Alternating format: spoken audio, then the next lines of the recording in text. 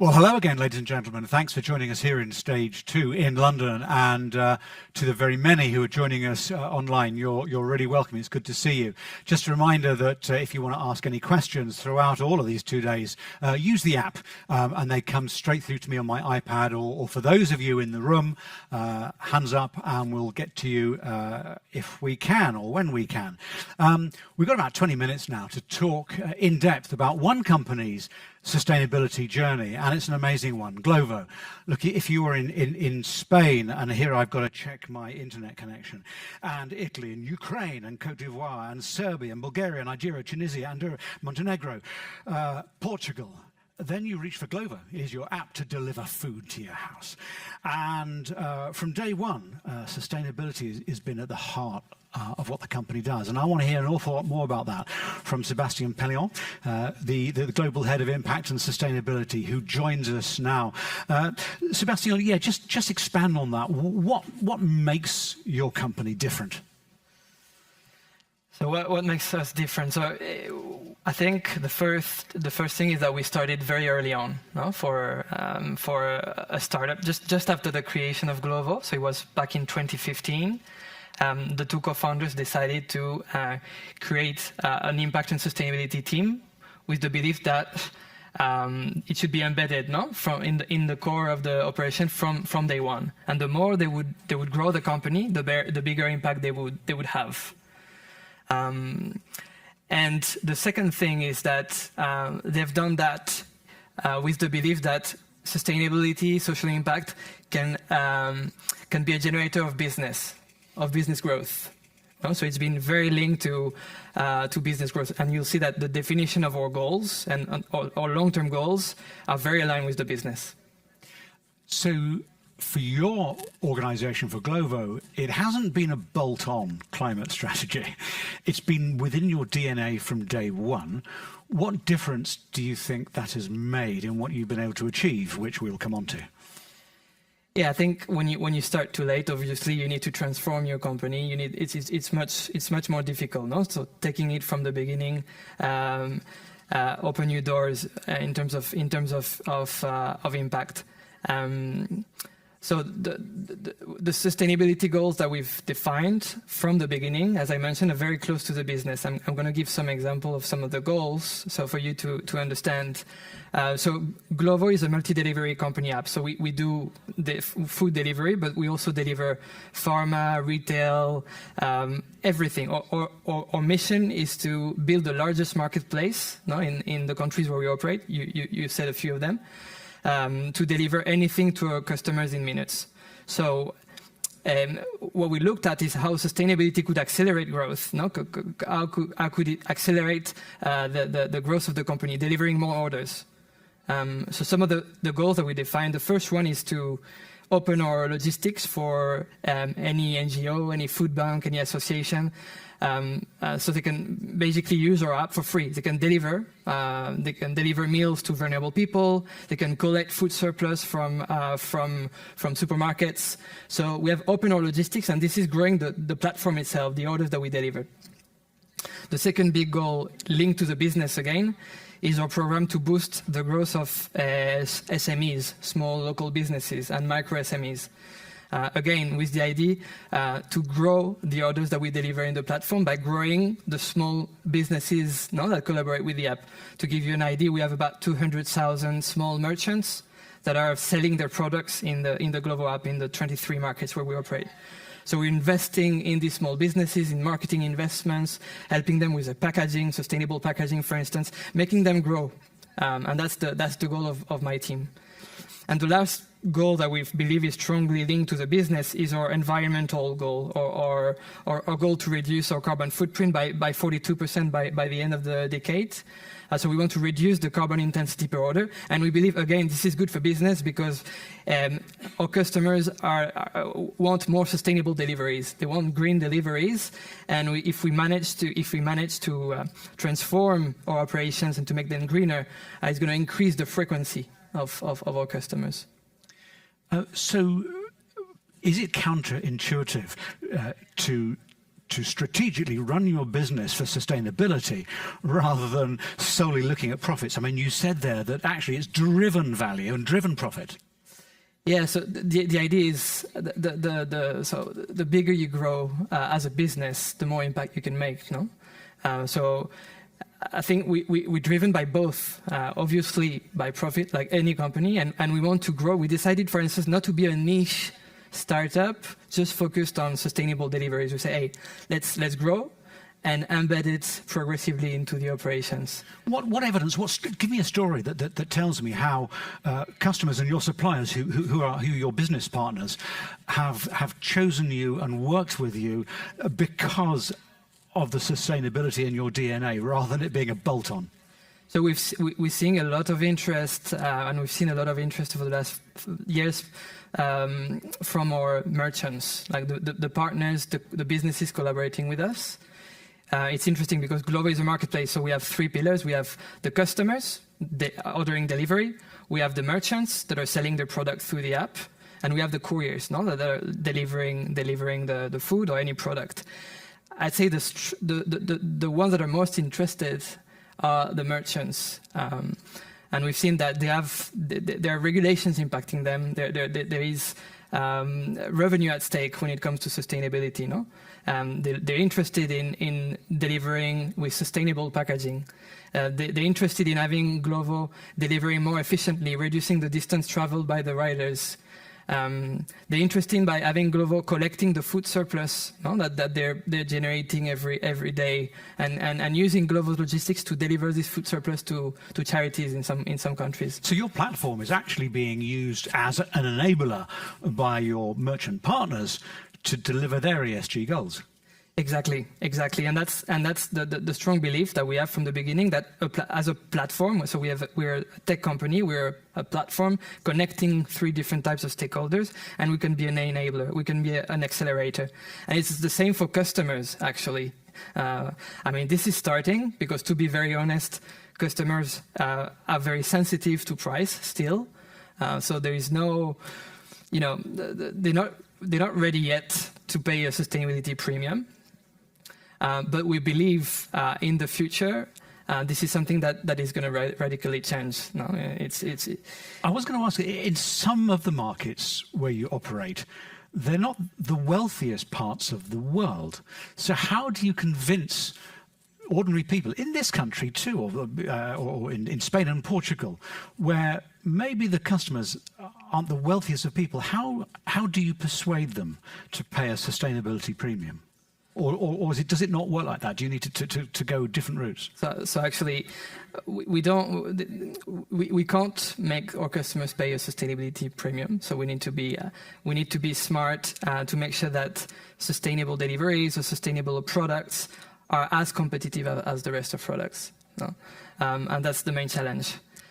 So we've seen that with sustainable packaging, for instance. Nobody is willing to pay a plus for sustainable packaging, or very few people. It's very niche. So what you absolutely need to do is manage to offer options to your merchants so they can use sustainable packaging that is affordable. I was reading up in preparation for this chat earlier, and I was thinking, well, yeah, we can talk to Glovo about packaging, because that's the big Achilles heel. That's where must be a real problem for Glovo. And then I see what you've actually done is introduce sustainable packaging options for your merchants up and down the system. You've actually made huge strides in encouraging your merchants to change over. Exactly. So we've started to work on packaging 5 years ago when we created the team. So first, to be honest, it's the biggest externality of delivery, and you mentioned it. No, if delivery industry was not existing, there would be less packaging. So we need to deal with it. It's a very challenging topic because it's not a direct impact from Glovo. It's the merchant's impact. So we don't decide what packaging is used by this and this business. So we need to influence. So whatever we do needs to be indirect. So the first thing that we did back in 2019 was to create an e-commerce that is dedicated to selling sustainable packaging. So we entered into the packaging business.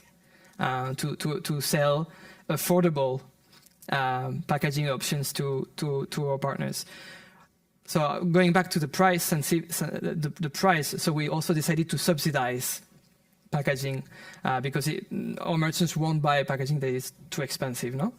And to finance this, we built, and to finance the rest of our impact and sustainability initiatives, we created what we call the Impact Fund, which is an internal mechanism to finance. So for each order that we deliver, a small share of the revenues goes to funding social impact and sustainability initiatives.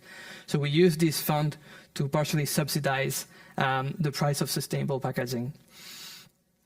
So that was the first step, building an e-commerce, selling packaging to small partners.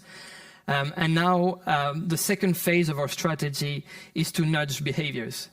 So to incentivize customers on the other side of the value chain to order on the app, taking into account packaging type. No? So imagine tomorrow you connect to the Glovo app, you would see information about packaging type, no? To influence customer behavior. So that's the next. And here, this is something that, and I can go more into the detail, that before was very complicated because it required a lot of manual data input from the merchants. It starts to become easier with artificial intelligence, no? That enables us to collect and deduce, let's say, what packaging type are using each of the merchants. I'm going to come to the floor for some questions, but just so get ready with your hands. But I wanted to I just want to sort of you to sum up the whole picture of Glovo's strategy. Are you more profitable for having DNA, for having sustainability right within your DNA? Are you more profitable for that, or if this was not an afterthought, but if this was a bolted-on climate impact strategy, would you be more profitable, and where? I would like to say to you and to the leadership team at Glovo that we're more profitable because of this. I think, like any company, you need to think a bit more long term. Some of the returns of investments are a bit longer term, or are not reflected directly into the P&L of the company. But it has, I guess, motivated you to diversify. The story about your packaging being one. Yeah, so some of the programs or initiatives have a return on investment. Some of them have a direct return on top line. Some on more long-term things. So what we're doing at Glovo is calculating. We have created a framework to calculate the return on investment of each of the initiatives.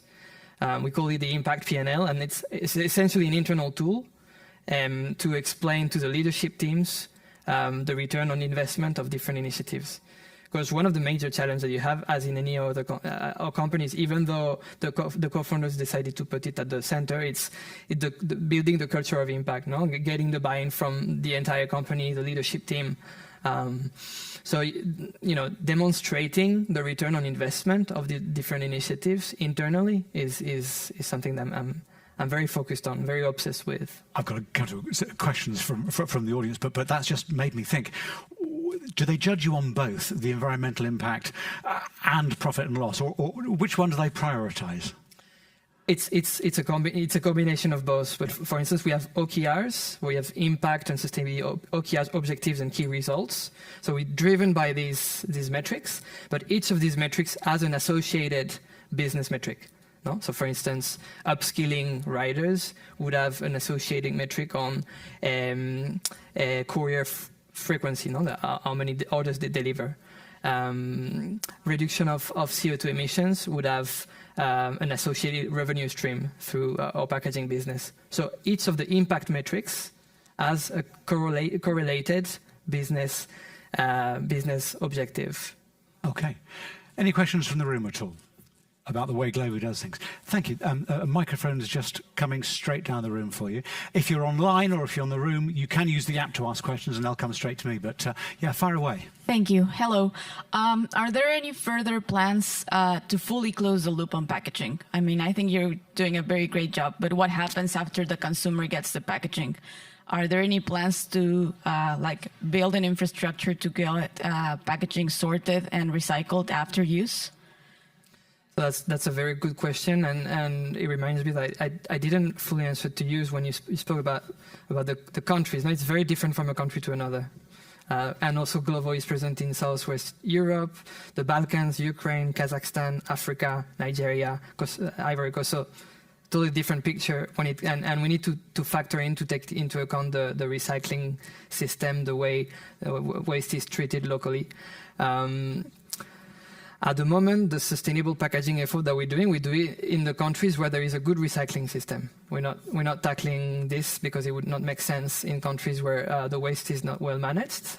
So we need to diversify the strategy and the approach based on the country. To be very honest, in 5 years we'll be laser focused on Southwest Europe, and in the future we want to find the right solutions. Maybe doing recycling campaigns in the app would be a good solution in Africa, for instance. No, using the app and the fact that we have millions of users connecting every day to share recycling tips and just to raise awareness and make people recycle better or have information on where to recycle their waste. Yeah. Before we go to an online question, any more from the room at all? Yeah, over there. We'll get the microphone to you so all the people online can hear the question as well. Thank you. As a follow-up, actually, to that question, do you also work with local councils or other local organizations in different countries to kind of create greater impact? And if yes, can you give us a couple of examples on how you've done that, please? Thank you. So yeah, we collaborate with public administrations in different countries. I'm thinking about an example in Nigeria, for instance, in waste, where we've been financing containers. It's very basic, but financing containers that we placed in restaurants, for instance, just to improve the way restaurants are managing their waste, or having delivery point for use. We did that in collaboration with public authorities.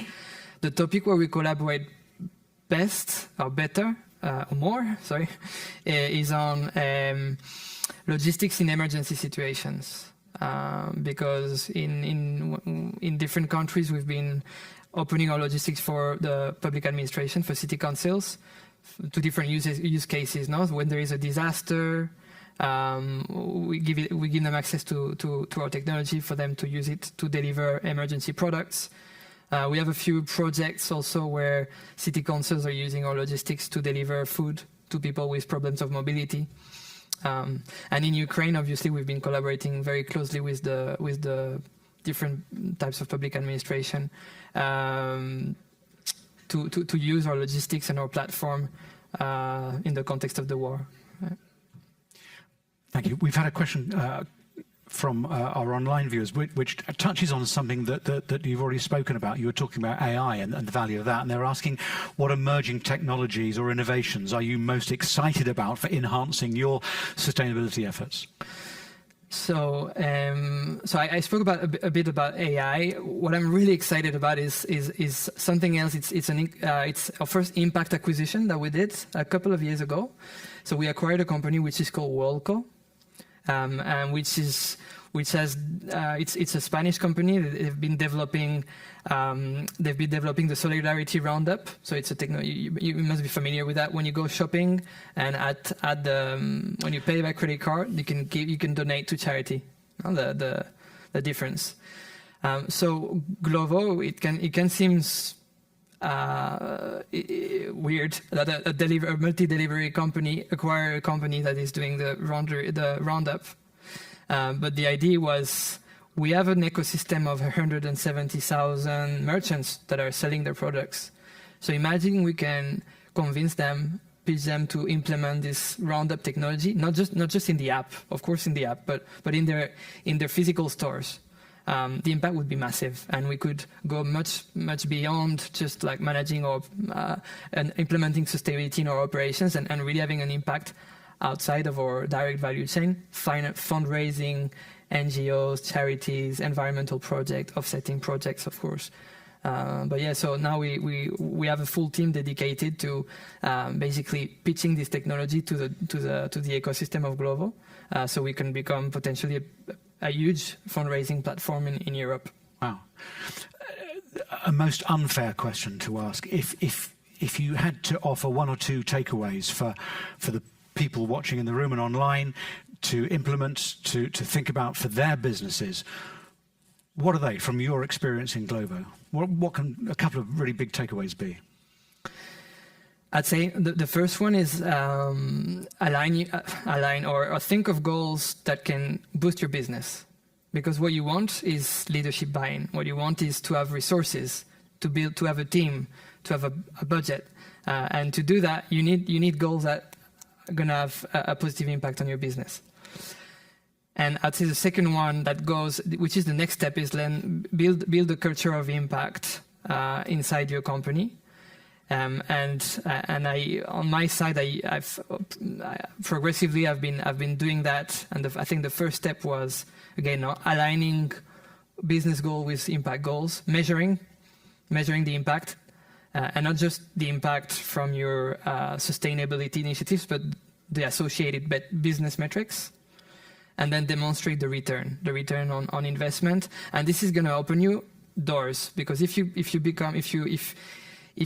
in the company you move the perceptions from the sustainability team is like in charge of doing nice things, to the sustainability team is a new revenue stream, is a new revenue channel, and really is part of the business model, this is going to change the picture, and you're going to have a lot more impact and resources to execute. It's not just savings, it's actually generating revenue, boss, and therefore let's embed it. Exactly. Yeah, that's brilliant. Unless there's one last question, which there is at the back, and we'll take one last question and then we're done. So the microphone is coming your way. Thank you. Yeah, thank you so much. I think, just the burning question is, what was the driver to make sustainability in the DNA for your business? You mentioned things like the impact fund. Like, who drove that? Because you're saying convince your boss, but it feels like you're already a step ahead of that. So I think I've been lucky to start working in a startup where there was like a strong motivation of the founders at the very beginning. So they wanted to think big, and they thought of impact as they would think their business. So they wanted impact at scale and not just like doing small things. And I think having this leadership, support, buying, also reporting directly to one of the co-founder in my case is something that is key. Now, if it's very specific to a new company, a startup, you create a very new business. The ideal conditions are to have this huge motivation from the founding team and attention. No, they look at this as they would look at other business metrics, and they want this to scale as the rest.